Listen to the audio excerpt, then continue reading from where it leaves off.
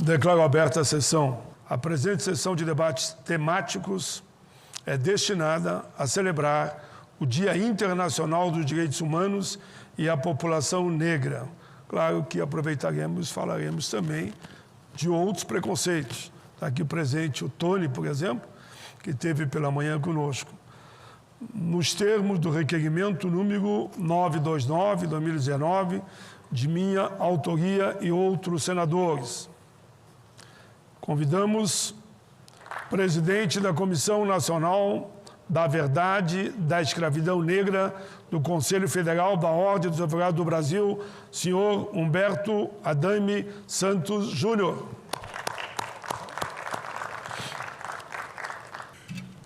Senhor senador Paulo Paim, muito boa tarde, agradecido pelo convite, parabenizo pela essa sessão e lembro há quanto tempo Vossa Excelência está aí nessa mesma temática. Desde a Constituinte, pelo menos. E por aí nós começamos, também saudando os parceiros e parceiras de mesas, as pessoas que estão aqui presentes hoje e também aquelas que nos assistem pelo meio de transmissão televisivo do Senado Federal. Eu tenho que falar, obviamente, da Comissão Nacional da Verdade da Escravidão Negra do Brasil, do Conselho Federal, da OAB, no mesmo tempo que saúdo a minha colega, a presidente da Comissão Nacional da Promoção da Igualdade, doutora Silva Cerqueira, que também está aqui presente, esteve comigo hoje na sessão do Conselho Federal, que, pela unanimidade de seus membros, deliberou pela representação criminal contra o nomeado presidente da Fundação Palmares. O Conselho Federal da OAB vai representar criminalmente contra a pessoa que foi nomeada e que praticou crime de injúria racial, racismo, e, na verdade, foi uma nomeação que desvia da função da Fundação Palmares, desvia-se dos objetivos da Fundação Palmares, que é preservar a cultura negra, fazer as demarcações de terras quilombolas, fazer o reconhecimento de todos os quilombos no Brasil, que já se vão lá quase mais de 5.000 quilombos, e não tem, desde 88, não tem 300 quilombos demarcados. Então, ao mesmo tempo que se gasta essa energia para retirar o que eu chamei hoje no Conselho Federal de um fantoche, né, de um câncer dentro do organismo, que é de promover promover toda a cultura negra, que tem que ser extirpado, que já obteve uma liminar de um juiz federal do Ceará. Outras ações populares estão sendo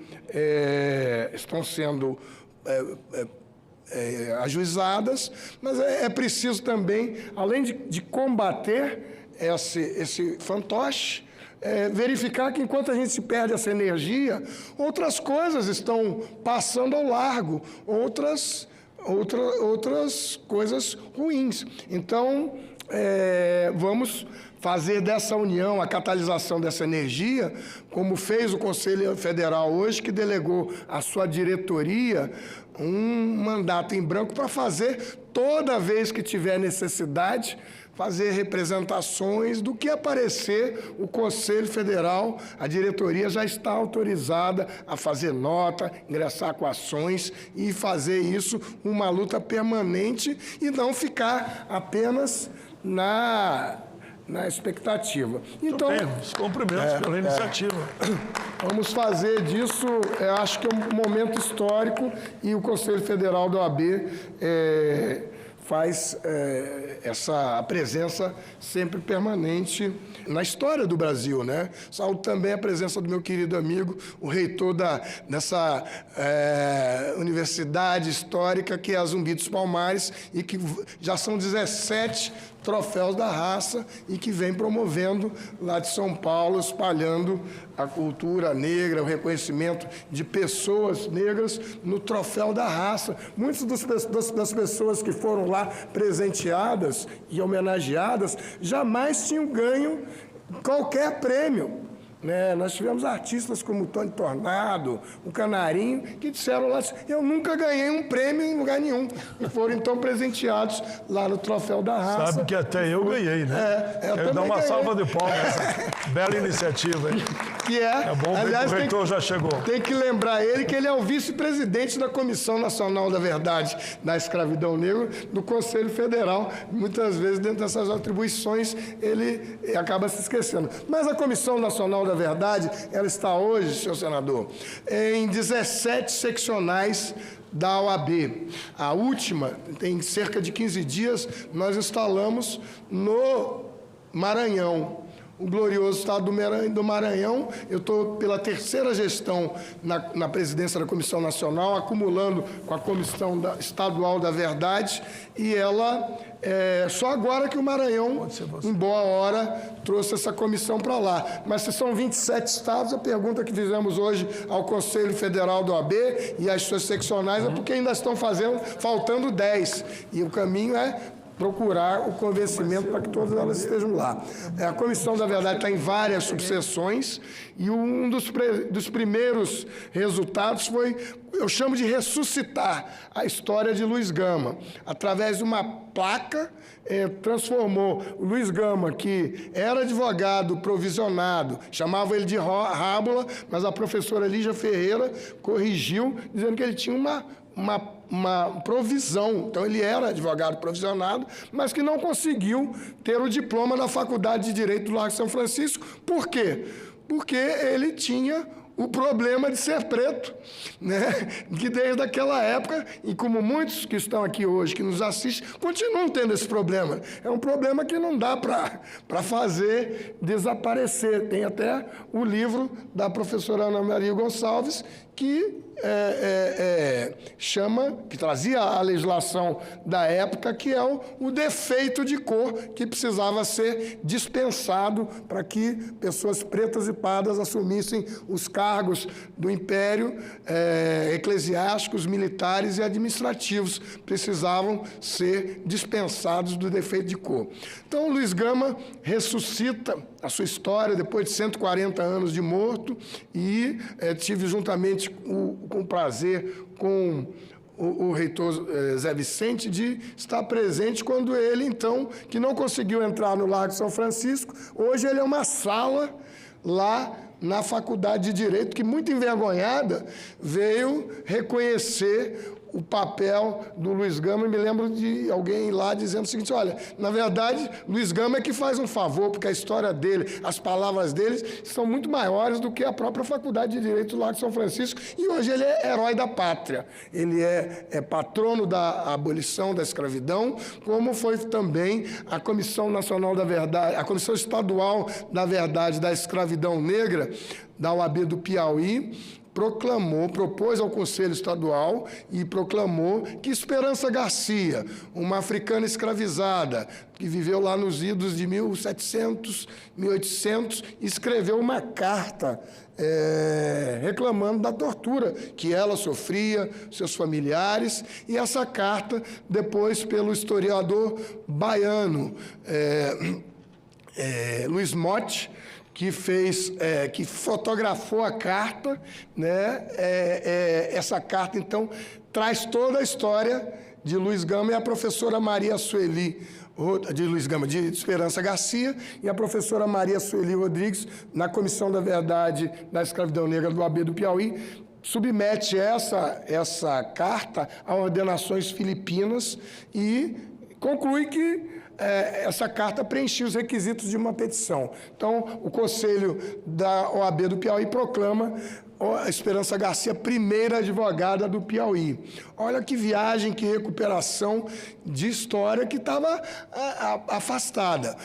Na Conferência Nacional da OAB de 2020, nós agora vamos trazer pela seccional da OAB do Rio o caso Mariana Crioula, vai vir para a Conferência Nacional da OAB, juntamente com o caso do Congo, Manuel Congo, que descobrimos, todo dia a gente começa a descobrir coisas. Era o segundo herói negro da OAB, o segundo herói negro do Rio de Janeiro, o primeiro é Zumbi dos Palmares, e havia um trabalho de pesquisa, do Centro de Pesquisa e Documentação em Mendes, município de Mendes, um pequeno município do Sul Fluminense, e ele virou feriado em Mendes, Manuel Congo. Amanhã a gente vai passar o filme Menino 23 e vai instalar o consórcio de subseções para trazer também a história do Manuel Congo para a Conferência Nacional da OAB. Do Ceará vem o Dragão dos Mares e do Maranhão está vindo também os Negros Cosme. Negro Cosme. A pergunta é: quantos heróis e heroínas da escravidão estão se precisando e aguardando um resgate em cada município da Bahia, do Brasil, da Bahia também, mas em cada município do Brasil tem uma história precisando ser resgatada, prédios, lendas, personagens que foram esquecidos e que precisam vir contar essa história. E é isso que a Comissão da Verdade da Escravidão Negra vem fazendo, e o ano que vem a gente se dedica à questão da reparação da escravidão, que aproveito aqui o cenário do Senado Federal para chamar a atenção que é um debate internacional. Se discute esse tema da reparação da escravidão hoje na campanha eleitoral dos Estados Unidos, com as deputadas do Partido Democrata, se discute na Austrália, se discute no Caribe, e em todo lugar se pleiteia e se postula uma reparação da escravidão que pode ser memória, pode ser símbolo, mas que também tem que enfrentar um debate econômico, além das políticas públicas que vêm sendo feitas através das ações afirmativas. Mas eu penso que ações afirmativas são muito importantes, tem tido, inclusive, um grande desenvolvimento, embora sempre ameaçadas. A OAB, inclusive, participou da DPF 186, Ação de Cumprimento do Preceito Fundamental, que julgou cotas no sistema universitário, depois propôs a ADC 41, que foi a ação direta de constitucionalidade, que organizou a constitucionalidade de cotas no sistema de empregos. Muitos dissídios individuais acabaram quando o Supremo Tribunal Federal, por conta da OAB ter usado a sua legitimidade para propor o controle concentrado de constitucionalidade, na ADC 41, de relatoria do ministro Barroso, e a DPF 186 foi relatoria do ministro Lewandowski. Então, nós vamos continuar fazendo isso. Então, hoje, o juiz não pode declarar que o sistema de cotas é inconstitucional, porque o Supremo Tribunal Federal já proclamou a constitucionalidade e proclamou num prazo de 2 anos. É preciso avançar. A questão quilombola agora está com a DPF 632 para impor dano moral na demora da demarcação de terras quilombolas. Ela foi proposta pela Federação Nacional de Associações Quilombolas, que é uma minoritária, a majoritária é a CONAC, mas a FENAC propôs essa ação depois de realizar um seminário nacional quilombola no Tribunal Regional Federal ano passado, fazer um livro com a pergunta o que é que vem depois da ADI 3239, a ação que discutia há 15 anos se o decreto 4887 era constitucional ou não, mas tudo bem, é constitucional, e aí? O que mudou na questão dos 5 mil comunidades, das 5 mil comunidades quilombolas, que aguarda a demarcação de terras quilombolas? E é preciso dizer que se tem 5 mil, não é só do atual governo federal essa conta, porque está desde 88 para ser feita a demarcação de terras quilombolas. Essa é uma obrigação que não é do governo A, do governo B, do partido C ou D. É uma obrigação do Estado brasileiro. A questão é quanto tempo vai demorar para que essas comunidades quilombolas que aguardam tenham a sua terra reconhecida e demarcada.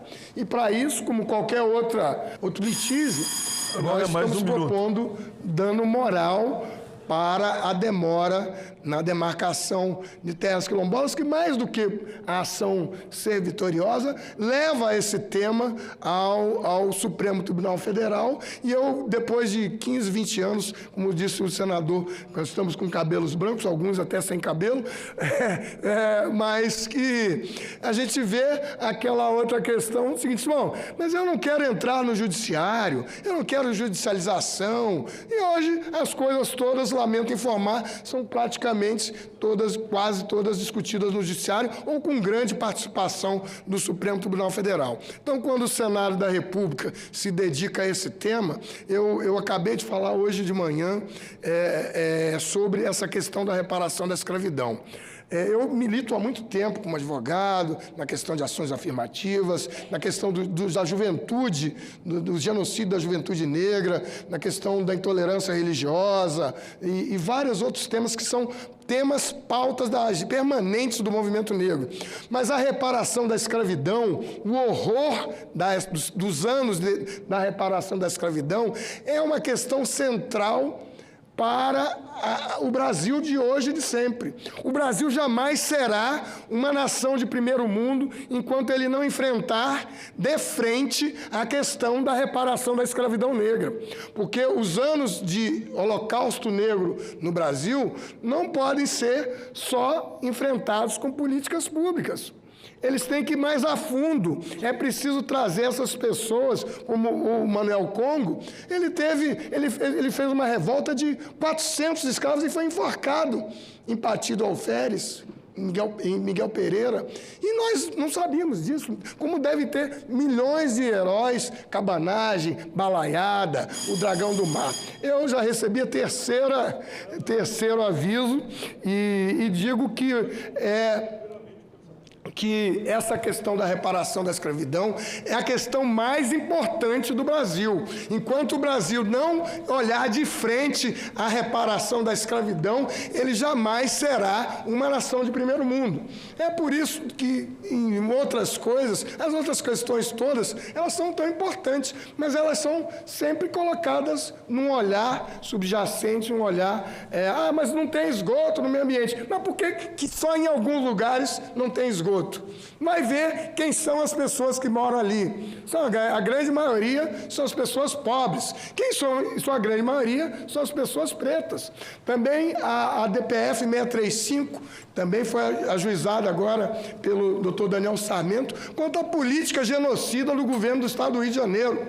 É preciso fazer uma outra contra a política genocida do Estado de São Paulo. E daí porque a parceria com a Defensoria Pública da União será inevitável e que seja feito em todos os estados. A gente tem parceria com o Ministério Público do Trabalho, há muito tempo que a gente tem parcerias. E é preciso avançar mais e mais, e o ano que vem, com certeza, é um ano de enfrentar de frente a reparação da escravidão e ver como ela está sendo tratada, não só no Brasil, como no resto do mundo. E como eu sempre acabo dizendo, nós vamos fazer tremer o chão dessa terra. Muito obrigado. Pode voltar. Você tem lá um tempinho ainda.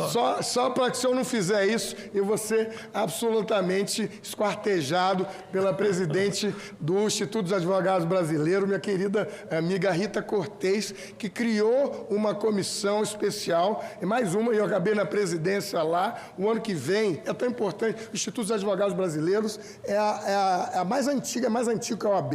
Ele tem 163 anos e agora ele está sendo presidido pela segunda vez por uma mulher, que é a advogada Rita Cortez. Ela criou lá a Comissão da Igualdade Racial e o que a comissão vai fazer? Vai se dedicar unicamente a um parecer jurídico feito a várias mãos sobre aspectos jurídicos da reparação da escravidão, a promessa para o ano que vem, em abril. Se eu não fizesse esse registro aqui, seria um ex-presidente muito rápido lá no Instituto dos Advogados. Muito obrigado.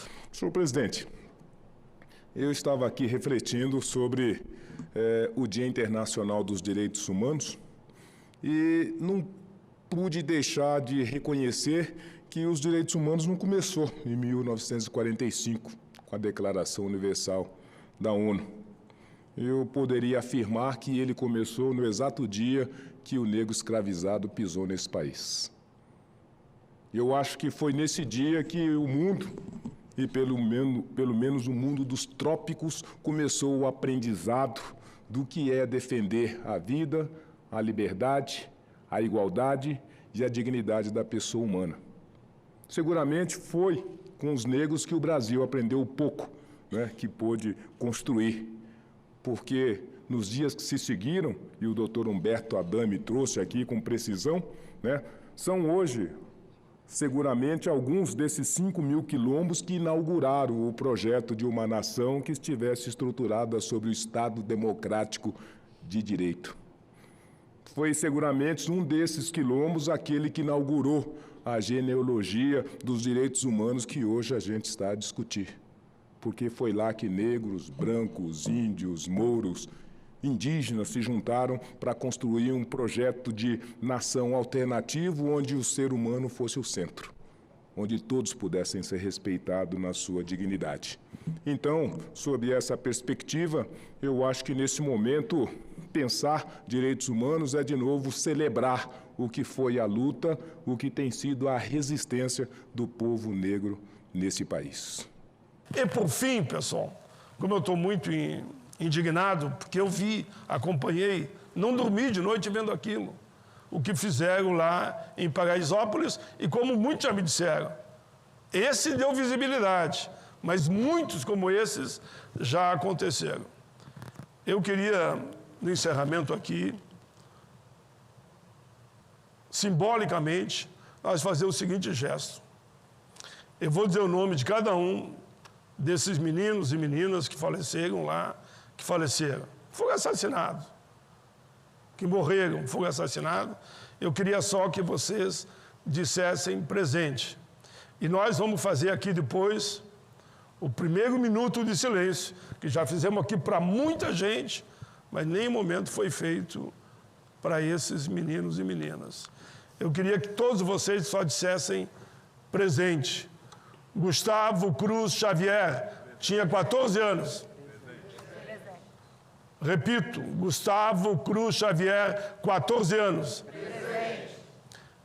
Denis Guilherme dos Santos Franco, 16 anos.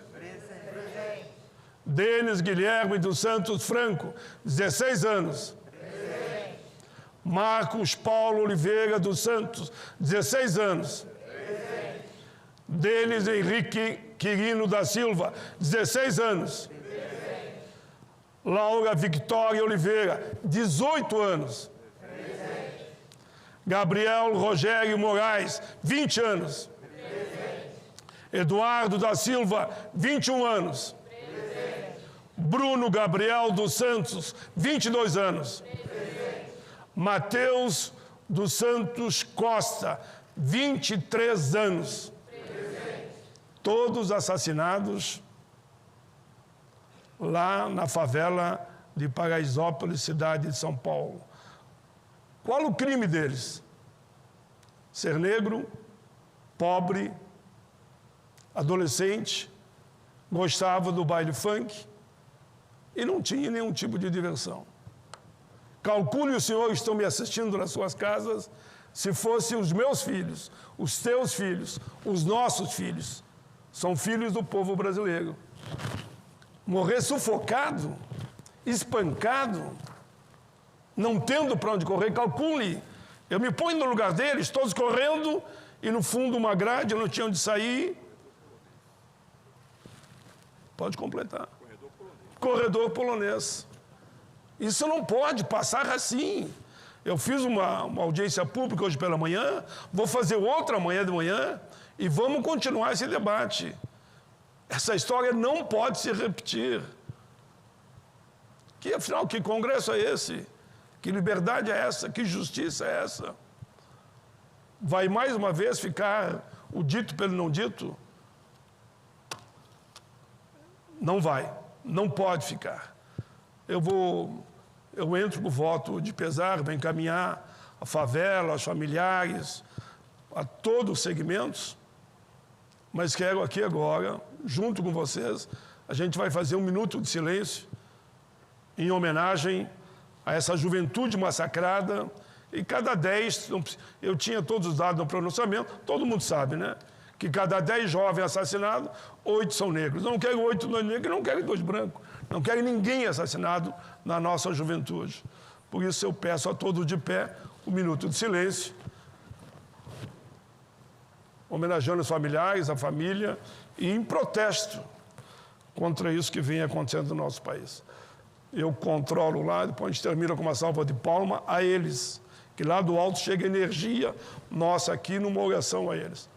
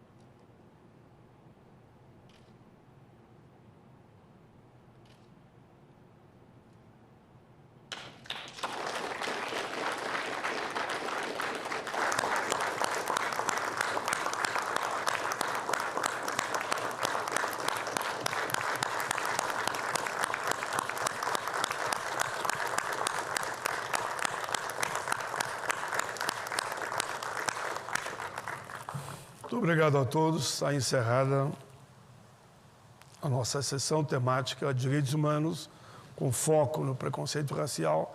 E amanhã de manhã, 9 horas, começa a outra na CDH. Um abraço a todos. Bom com Deus, retorno aos seus lares.